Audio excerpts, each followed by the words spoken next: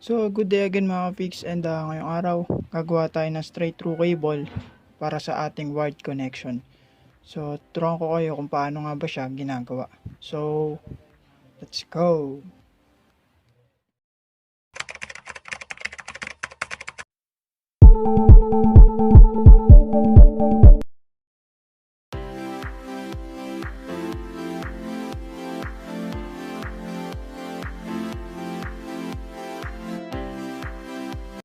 So, sa paggawa ng straight through cable mga ka-fix, no, ang una natin gagawin is babalatan natin siya. So, yan.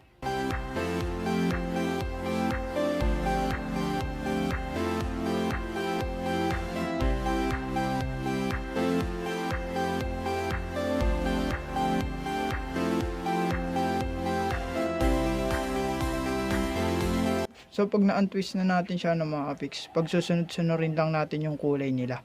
So, ano nga ba yung una? Una is white-orange. Yan. Susundan ng orange. And then, white-green.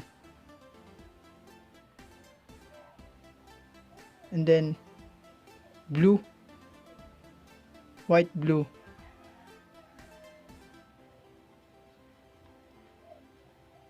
Green. White, brown, tsaka brown. So, ang gagawin natin mga ka-fix is papantay-pantay natin sila.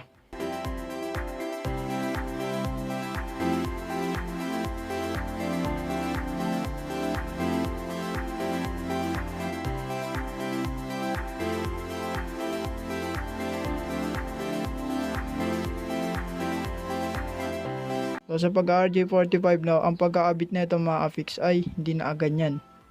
Lagi lang siya nakababa pa ganyan para hindi kayo magkamali. So, lalagyan na natin siya sa loob.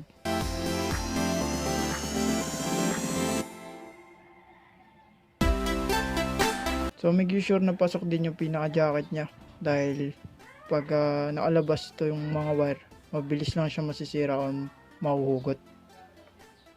So, pagka okay na ng mga fix, pag ganyan na siya, pwede na natin siya i-crimp. Wala kayo ng crimping. Pasok lang natin siya dito.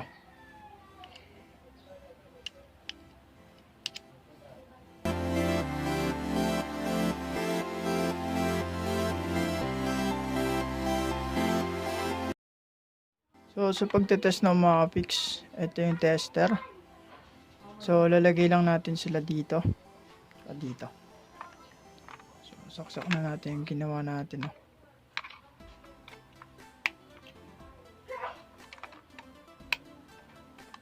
Okay na.